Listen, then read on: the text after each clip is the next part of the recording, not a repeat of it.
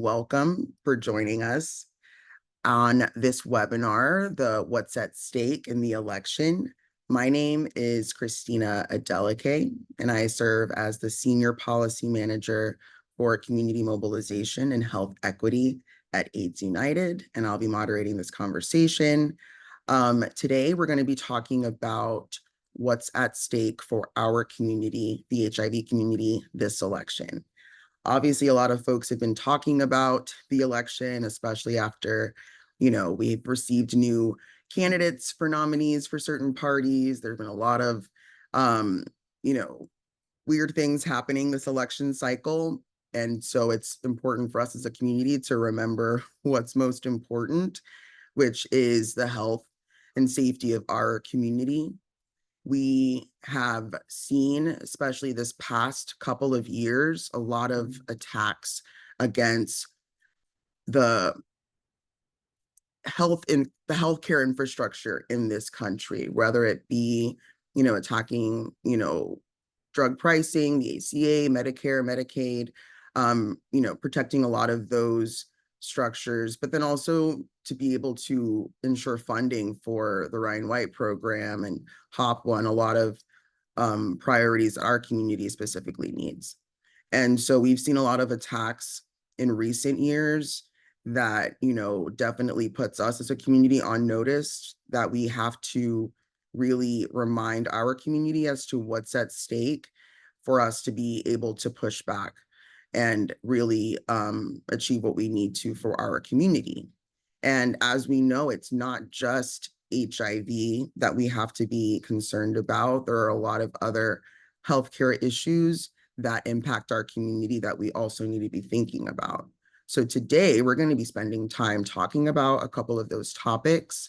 We're going to talk about abortion, which is a healthcare issue and why it's important to our community. We're going to be talking about harm reduction, and we're going to be talking about housing, which is such an important factor and a key piece in folks being able to get tested for HIV, get into treatment, and stay into treatment. So it's an important piece that often doesn't get enough focus. So today we're going to be spending time talking about that. And then we'll end wrapping up with some Q&A. All right, so if that sounds good, I'm going to go ahead and pass it off to my amazing colleague, Sattie Nyachwaya. Go ahead and speak about abortion. Hi, everyone. I'm Sattie Nyachwaya. I use she, her pronouns, and I'm the State Policy Manager for AIDS United. I cannot see you all, so I hope that my slides can be shared with you all so we can have a good, brief discussion surrounding reproductive health. Okay, so reproductive health, specifically surrounding abortion, has been such a major topic with women and people who are able to give birth towards the quality of life and just better health outcomes. And I really think that the election will shape many policies impacting the community. And then I feel like it's kind of broken down into three different pillars. So access, coverage, and equity. So remember those three as far as a pillar. So when we talk a little bit about access at the federal level, we know that Congress could pass a federal protection for abortion access through policy, such as the Women's Health Protection Act, which will block states from doing abortion bans. We know since overturning of Roe versus Wade that abortion access has been heavily impacted at the state level, with states either passing full bans or severe restrictions. And I really think that the upcoming election outcome will really determine whether states will either follow the trend of passing these bans and restrictions, or if they will begin to start restoring access, and that Roe versus Wade is actually restored. Even in the topic of actual access, we know that some states have abortion deserts where patients technically have to travel hundreds of miles for care and support. If you are impacted or you live in a rural area, this is really for you. And so the upcoming election really will either protect these services in nearby states or further even more access, making it increasingly difficult for people to have care in restricted areas and be able to receive that access. Now, many states already have bans and regulations limiting access care to medication abortion. And we know that this outcome of the election could either impact whether federal or state policies expand access basis on telemedicine, abortion, or also just further restrict it to where it's unavailable. When we talk about coverage along with access, there's kind of three pillars that live within this issue, and that's insurance coverage gaps, that's Medicaid expansion, and just overall funding towards these types of services. So specifically around the medication, around Medicaid funding around abortions, it's already currently prohibited in certain states under the Hyde Amendment. This Hyde Amendment means limiting access of singling out care that's affecting low income individuals, mostly Black and Latinx individuals who are usually statistically not insured. And so we know that with the upcoming election, this will determine whether or not they will expand these exemptions around the Hyde Amendment, or Medicaid expansion can impact individuals to actually be able to even afford these types of abortion care. Title X funding is also a big piece in the coverage. If you weren't aware, that Title X funding is a federally funded program that provides family planning, so excluding the abortion topic, and the maternal support to access for women. And we know that, like, with this election, what's at stake is that if it will continue to exclude care, so that's abortion and expanded coverage gaps, or just possibly just expand public insurance coverage for abortion and other services that are intersectional to this issue. Now, equity is like the other piece that's a huge intersectional to just reproductive health itself. We often know a lot of times that low income individuals, specifically in the rural residents, face hardships with getting equal and justice care. Specifically, Black and Latinx and Indigenous communities are at the forefront of this fight.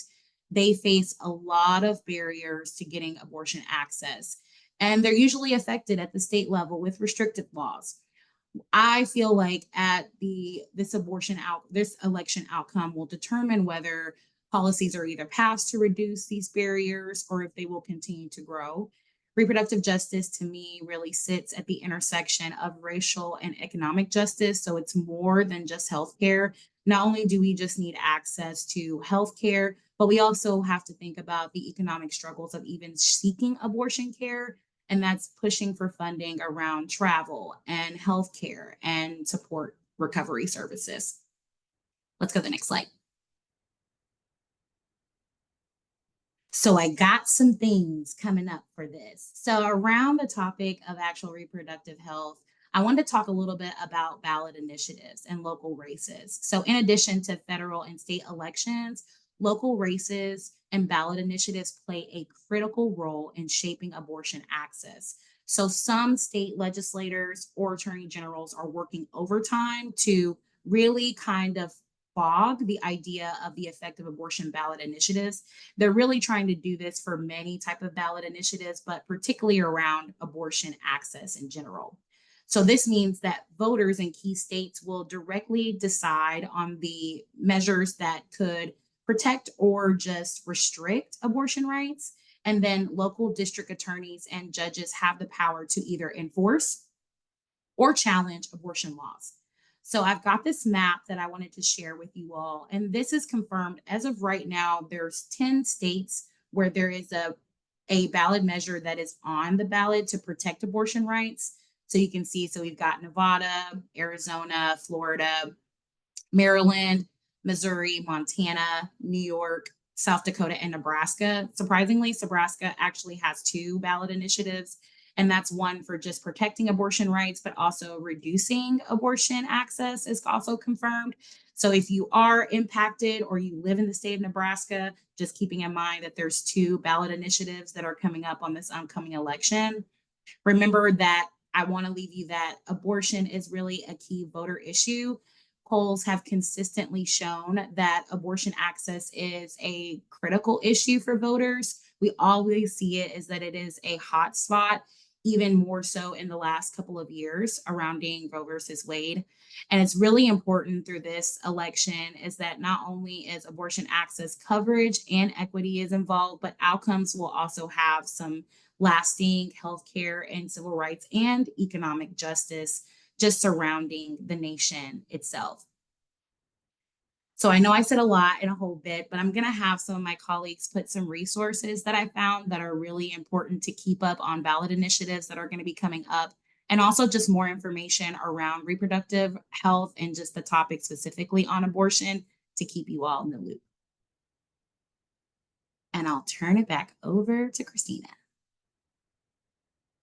Thank you. Thank you. I think it's really important, the point that you made about abortion not just being a healthcare issue, but also being an economic justice issue. I think a lot of times people forget that, people aren't always choosing to have a baby or not. Yeah. It may be the financial piece, and then even just in seeking the abortion, there's such a financial piece associated with that as well. All right, now we're next on to my next colleague, Drew Gibson, to be talking about harm reduction. Go ahead, Drew. Thanks so much, Christina. I'm going to try and share my screen and get the slides going. Please let me know if you can see them. Yes, we can. All right, everyone got it? Cool. So, welcome everybody. My name is Drew Gibson, he, him pronouns. I'm the Director of Advocacy at NHAHC United. I'm also the chair of the Coalition for Fringe Access, and I do a good chunk of our organization's harm reduction policy work. Today, kind of just wanted to go over some of the potential outcomes of the 2024 election and the ways in which the election can and will impact folks on this call, folks in your communities, both at the federal, state, and local level. As folks are well aware, we have an extremely tight race for the White House this year between Vice President Kamala Harris and former President Trump. The differences between the two candidates on harm reduction and drug user health really couldn't be much starker. I'm going to go through some of them right now with you, but this is just kind of a 10,000-foot overview of what their policies could be based on what they've done in the past. So starting with Vice President Harris, she has a fairly mixed but promising record on harm reduction since her time as Attorney General in the state of California, through her time as a senator, and then in the White House as Vice President. While she was in California, she was largely stayed out of debates around marijuana legalization, but she did champion a incarceration alternative program called Back on Track, helping get first-time nonviolent offenders, including folks with nonviolent drug charges, into alternative programs for reentry that had things like job training and counseling and other avenues for them to re-enter society and avoid prison time. While she was in Congress, she co-sponsored or sponsored a number of pieces of legislation that NHAHC United also worked on, including the CARE Act, the Comprehensive Addiction Resources Emergency Act.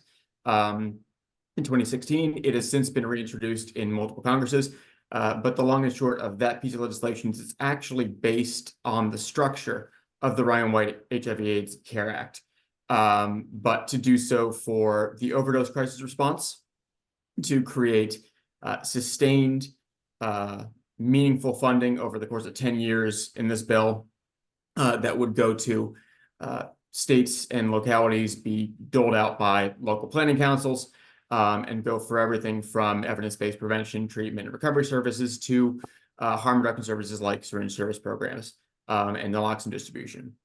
So her being co-sponsor of this is hopefully a portent of things to come if she is elected president.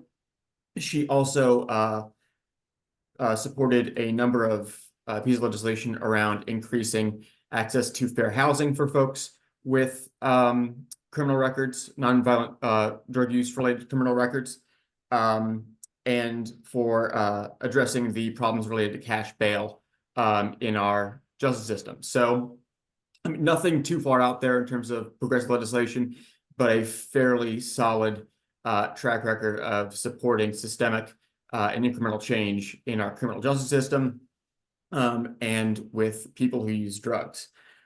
During her time as president, again, it's hard to know exactly what role she played in all of this, but as part of the Biden-Harris administration, she was part of the most pro-harm reduction White House in our nation's history. They gave out the first ever grant program through the American Rescue Plan Act for $30 million specifically for harm reduction organizations. That hadn't happened prior to the Biden administration, and because of the way that the bill was created outside of the appropriations process, it didn't have to go by the rules of standard appropriations bills and was able to be used for the distribution of safer injection supplies as well as things for infrastructure, which was tremendous.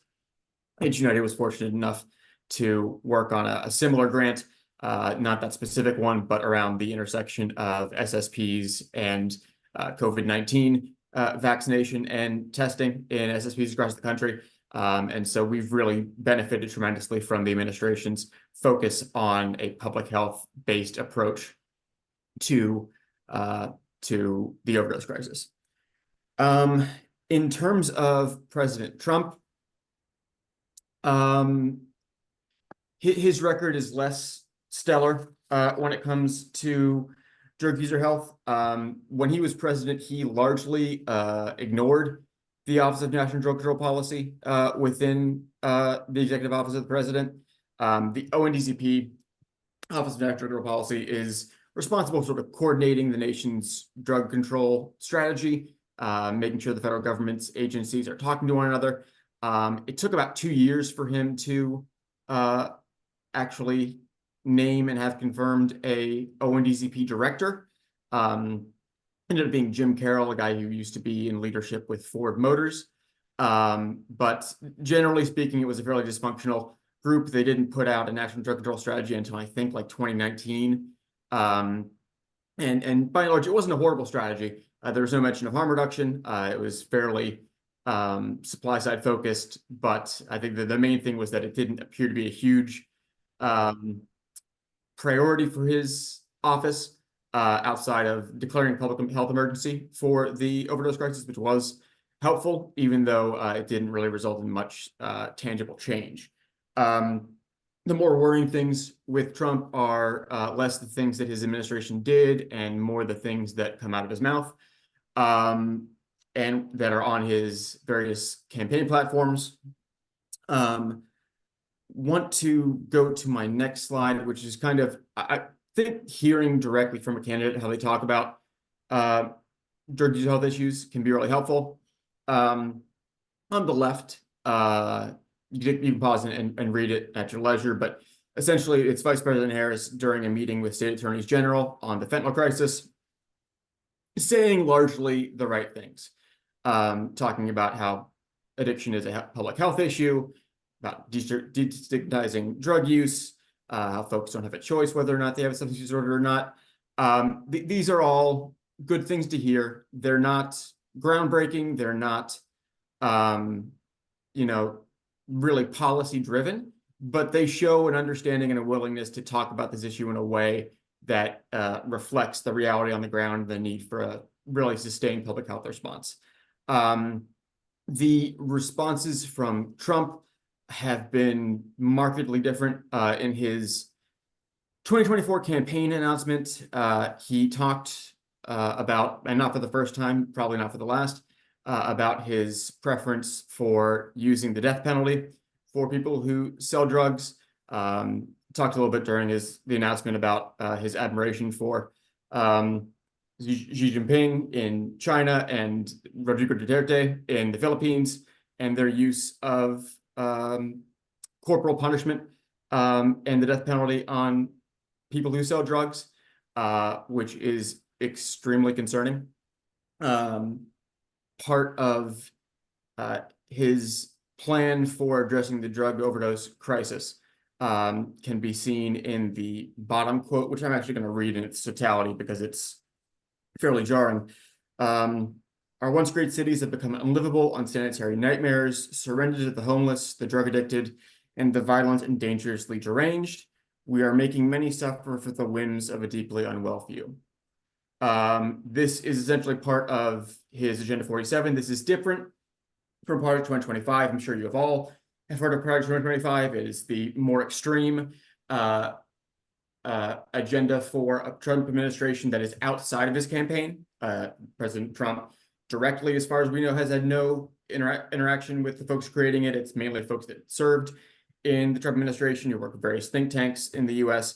But he also has on his website several of his campaign platform issues and Agenda 47, which is directly from the former president and talks about what he would do in a second term.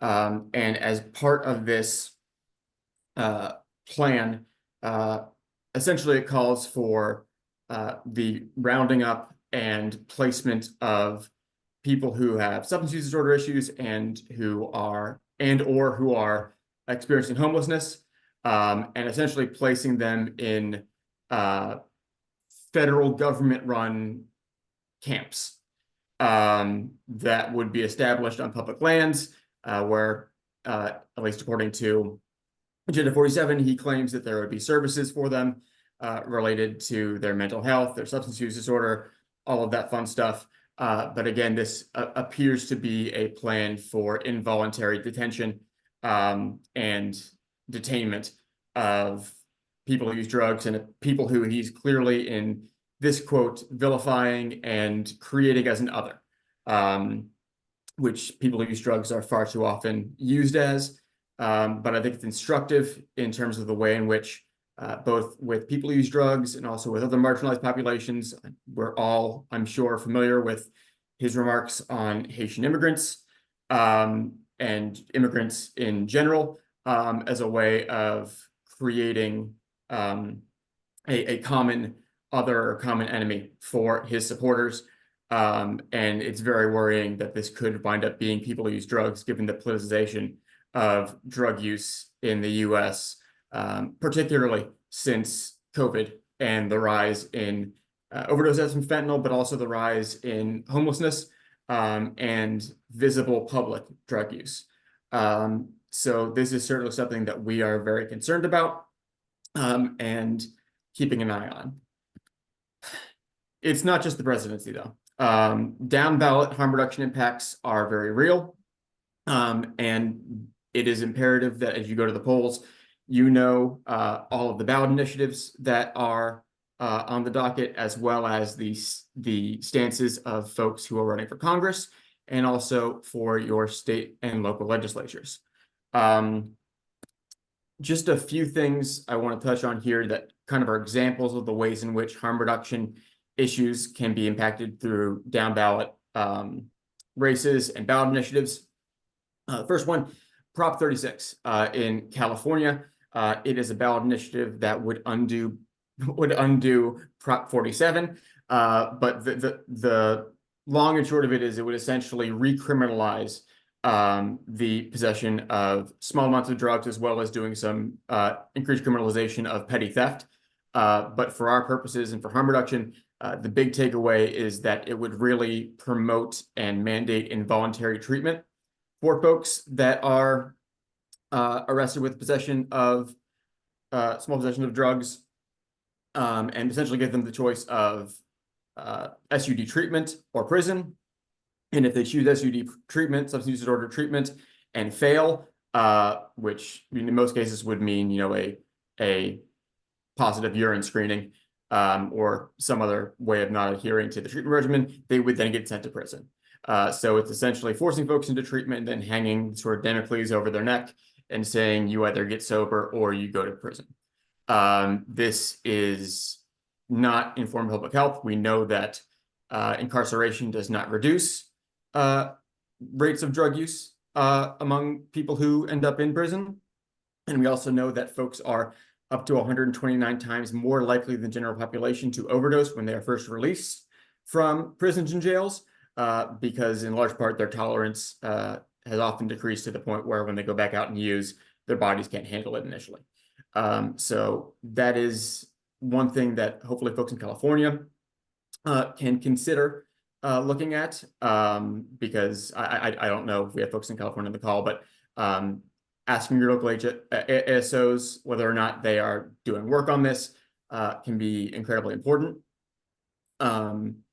The middle block there for overdose prevention center bill, Vermont actually passed legislation this past session legalizing OPCs, overdose prevention centers, where folks can take substances under the watch of a healthcare professional in case they overdose, as well as receive a number of other services related to case management and treatment and general healthcare.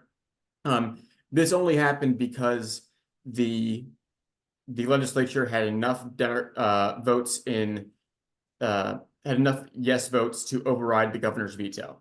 So Vermont's one of those weird states where they have a Republican governor, but it's extremely Democratic. And that's how the voting plays out, right? Like you have a Republican governor, which is odd for a Democratic state, but it happens. But people went to the polls and they voted enough of folks who were supportive of OPCs into the legislature to where they could override that veto. The next image over is a screen grab from a news report on a SSP, Student Service Program bill in Nebraska, which originally passed their legislature, was vetoed by the governor, and then due to a lack of enthusiasm by some folks on in the legislature and maybe some political pressure, it did not get enough votes to override the veto. So here you have a situation where one legislature had a good harm reduction bill, it passed, had a governor in opposition who opposed it, and then was overturned because they had the support of the legislature. And another situation in Nebraska where there was support enough to pass it, there was a veto, but there wasn't enough support to override that veto. So it just shows the importance of making sure that you are voting for down ballot candidates in your state legislatures to be able to have enough support for the issues that we care about to get them passed, and if necessary, override vetoes from maybe a hostile governor in the area. The last thing I'll bring up is around the syringe exchange program in Scott County, Indiana. For folks who aren't aware or haven't thought about it in a long time, Scott County was the site of the largest HIV or injection drug use related HIV outbreak in the US back in 2014. They didn't have SSPs. The outbreak started because then Governor Mike Pence and the state legislature essentially outlawed Planned Parenthoods from operating in the state, and no one was doing testing or treatment. SSPs were legalized in Indiana. It's a home rule state, so each county and locality has individual responsibility about what they do with those SSPs. And in 2021, the Board of Commissioners in Scott County voted 2 to 1 to shut down the SSP in Scott County. And that was all because of a switch in the county board membership. One person retired who was supportive of the SSP, another person came in who opposed it, and it was shut down. Since then, the primary city in Scott County, Austin, has worked with folks to get an SSP set up in the area. But again, like, this is a really far down ballot race that I don't think a lot of folks consider much when they go to the polls, and like things like health commissioners, school boards, even city council members, right? Like, these are all local judges. These are all things that can have incredible impacts on your lives and the lives of our folks in our communities. And it's important to try and figure out which candidates and which initiatives are going to serve us best. So please, if you need help doing your research, there's often either NHAHC Service Org or another community-based organization in your area that should have a voter guide. Legal Women Voters also provides a really good nonpartisan voting guide for every state, I believe. But these are just really key things to keep in mind as we go into November, because it's not just about the presidency. it's everything else beneath it. Last thing, just a point, elections aren't everything, but they impact everything that we do. So the bills that we're pushing and that we're fighting for, the ways in which our communities are under threat, the chances of us losing funding, these are all impacted by elections. And what happens in November is going to determine what we do over the next at least 2 years. It doesn't mean we won't succeed if things go one way or another. It just means that our approaches and things we're going to be fighting around are going to be drastically different. So I will stop there and pass it back to Christina. Thank you so much, Drew. Thank you so much. And There we go, stop share.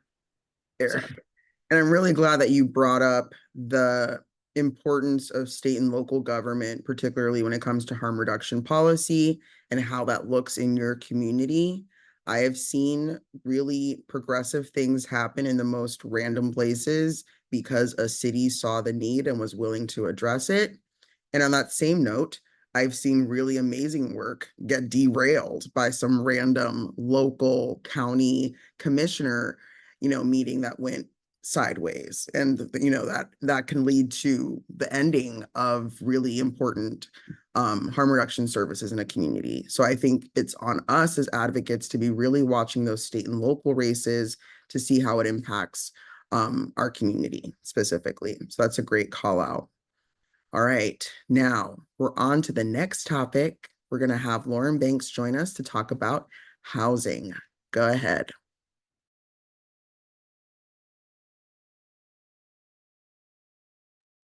Hi, everyone. I hope you are all well and awake. I'm Lauren Banks. I'm the Executive Director of the National HIV/AIDS Housing Coalition, or NAHC, because that's a mouthful. So I'm going to talk about economic and housing justice. And I'm starting with the word economic because the reason why most people don't have housing is because they don't have money for housing.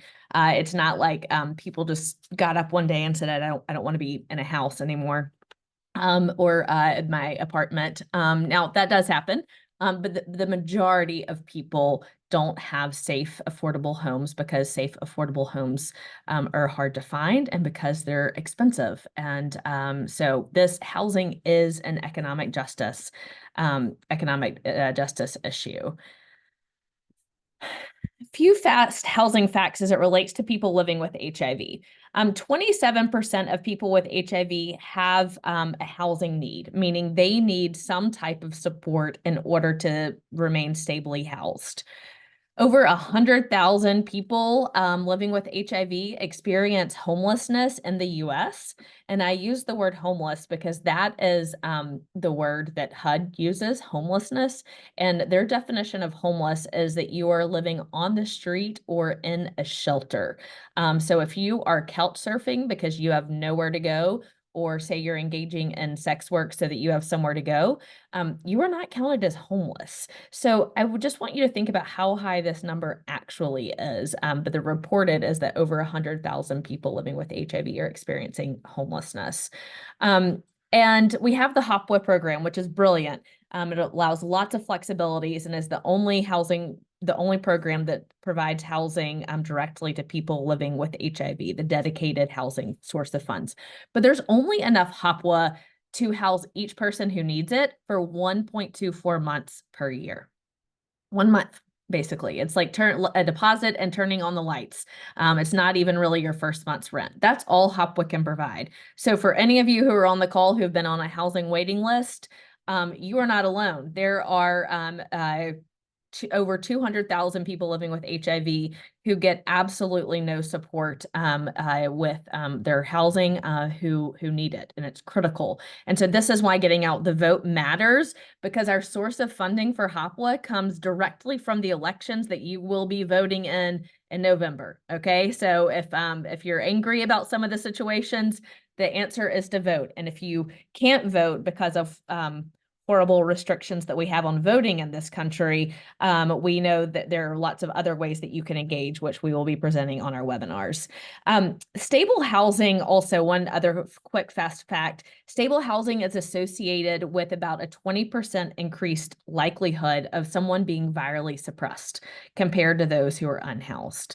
20%. And that is of data from the Ryan White program and from other housing continuums of data. And those are people who are already connected to care. So think about the disparity of those who were not connected to care, those who are not surveyed. All right, just want to throw this out. Housing is also prevention. We know that people all the time who become unstably housed stop taking their medication if they're living with HIV, have trouble juggling all of the things, and are more likely then to lose management of their HIV care. And we also know that so people who are just afraid about next month's rent already are at a disadvantage when taking care of themselves because of that worry, because of the hierarchy of needs for us. So throughout the country, we see that people do not make enough money to afford a modest apartment in their state. This is data from the National Low Income Housing Coalition. And you will see that you need to make above $30 an hour. And I would say a whole lot more than $30 an hour for like New York and for parts of California. And then let's see, in some states you can get away with getting paid below $20 an hour. And then the middle branch of $20 to $30 an hour. So you really need to make far more than minimum wage, right? To be able to, I mean, these wages, $20 to $30 an hour, which is the majority of US states, is far above minimum wage. And keep in mind, even if your state has upped minimum wage, many states in the country have not increased minimum wage. And this disproportionately affects people of color, particularly immigrants, and those who are undocumented, who are sometimes actually making minimum wage. For those who think that doesn't exist, there are plenty of people who do. And then it is hard to actually live and afford a place to be. I'm going to show you this. Yes, we have a recording going on and we are happy to share slides. So you'll get all of this. I also just want to talk about the incidence of voting and the disparities among homeowners versus renters.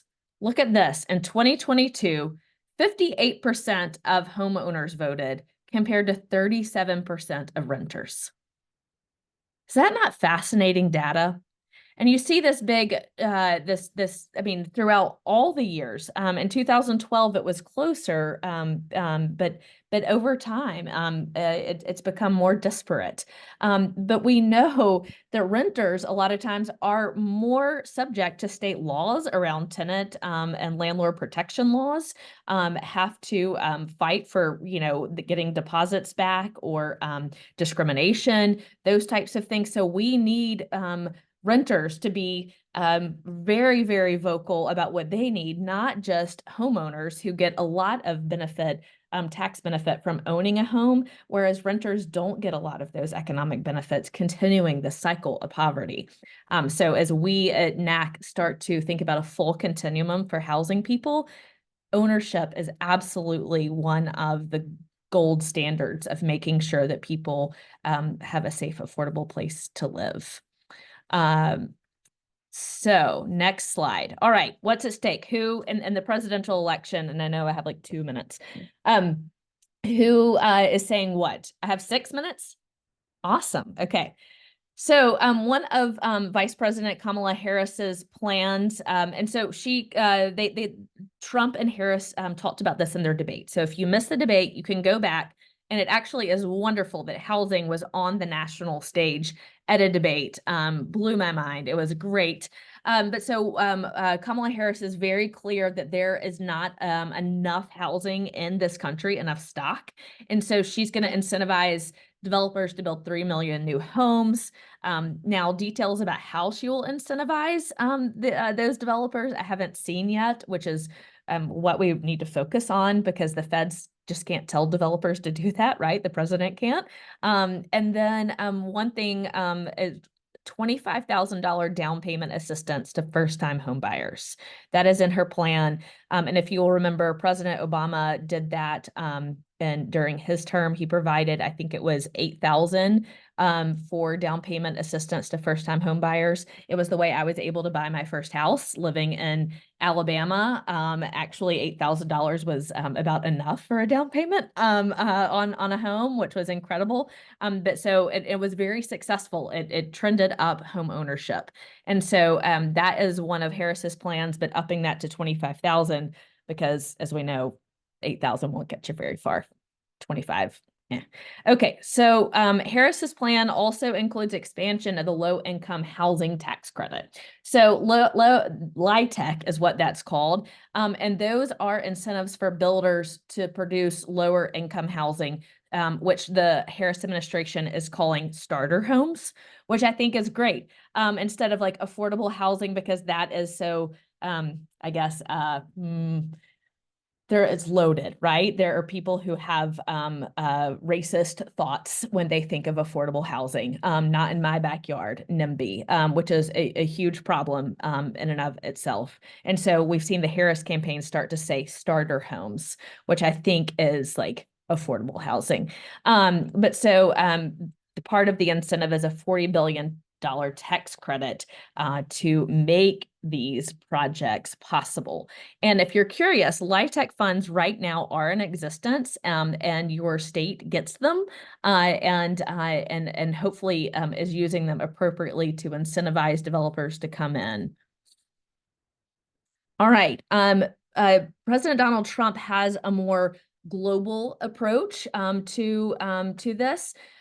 He says regulation costs 30% of a new home. So all of the regulation that developers have to go through. And so he wants to strip down regulations and open up portions of federal land, like protected land, for large scale housing construction, and that these will be ultra low tax. And I'm thinking that that's ultra low tax for the developers and low regulations.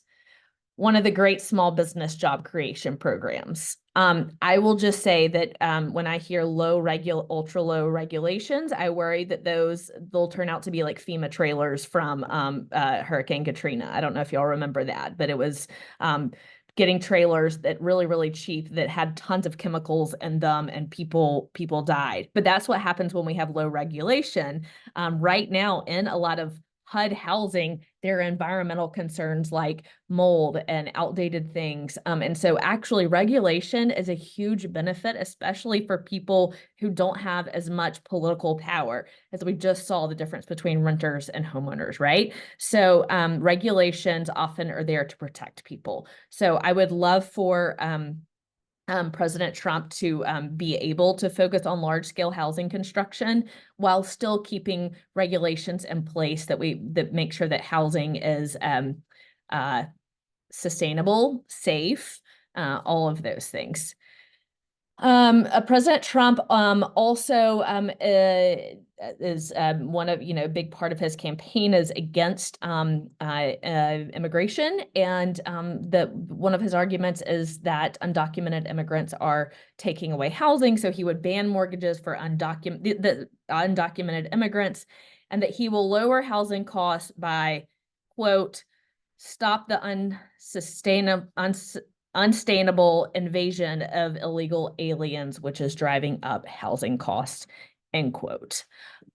So for those who come from immigrant families and undocumented families, this is definitely concerning language, and considering what we know too about recent data out of Hispanic and Latino communities, and the incidence of HIV being super high for Latino men who have sex with men, and that a lot of the undocumented immigrants that Trump is targeting are specifically from Hispanic and Latino origin. We see lots of concentration about south of the U.S. border and not about immigration from other places. So let's be clear. This also affects Hispanic and Latino HIV outcomes.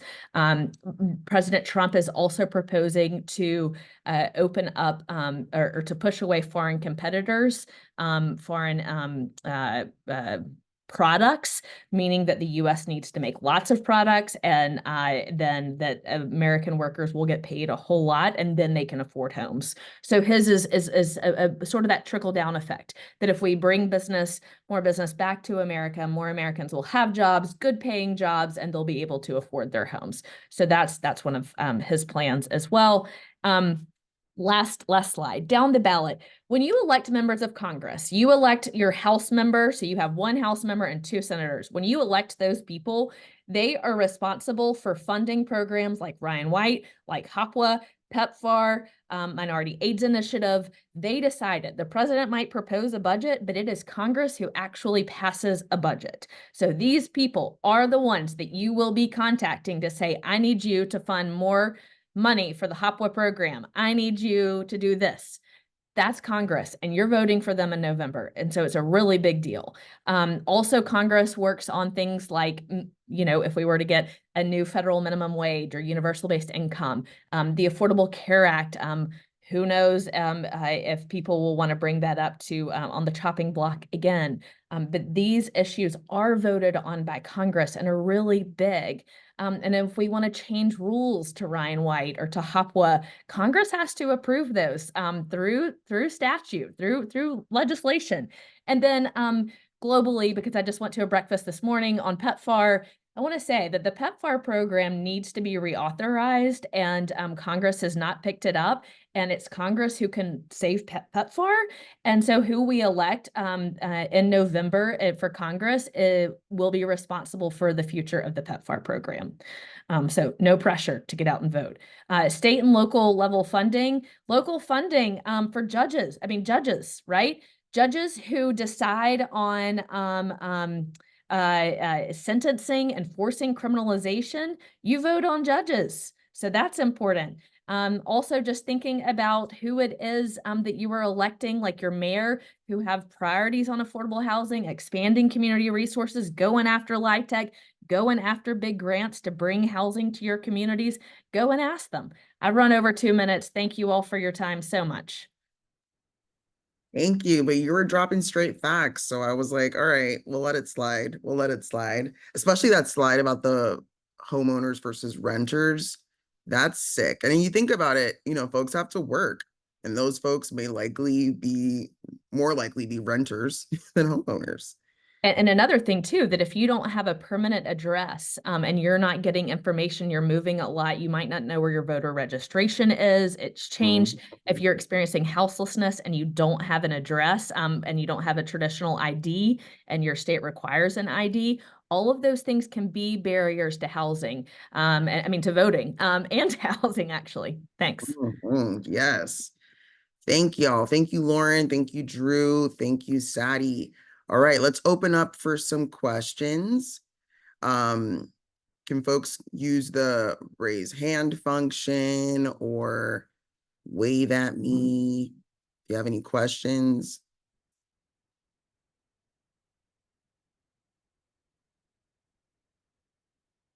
While we're waiting for some questions, do any of the speakers, did y'all want to comment on what you heard from other speakers? If you wanted to share any more gems, because that was a lot. I felt like that was so good. I was so glad to be able to hear from all of y'all and to hear about how all of the issues tie back to our issues.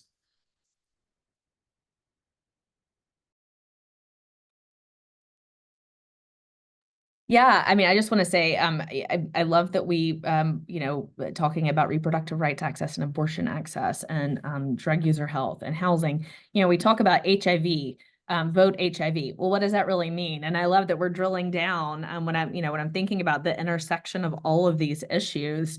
And so I'm kind of curious from people on this webinar, what issue is going to get you out to the polls?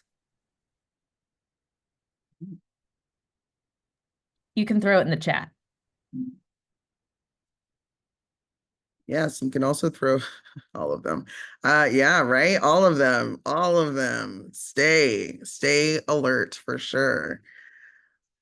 Folks can put questions in the chat too, and we can read them out that way. Sattie and Drew, did you all have anything you wanted to share? Any thoughts? Yeah, I mean, I think too, like everything that everyone said here is very apparent that the common denominator is like also not only can we just focus on like what's happening on a broader scale at the federal level, but like really what's really going to be super impactful that's going to directly where we can feel it is at the state and local level.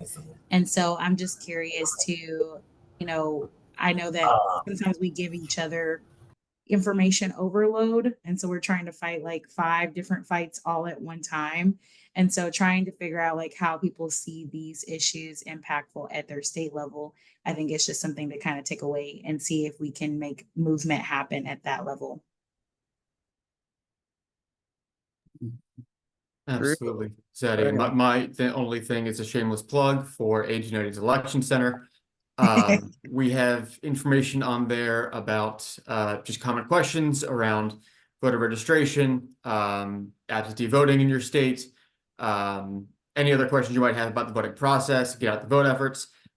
We will shortly be releasing a Get Out the Vote toolkit, communication toolkit, that will have a ton of information for both individual advocates and for organizations to share with community to let them know about the issues that we're facing, including all the ones discussed here today. And also, you know, we have a number of other events, including some that I think Christina will talk about later.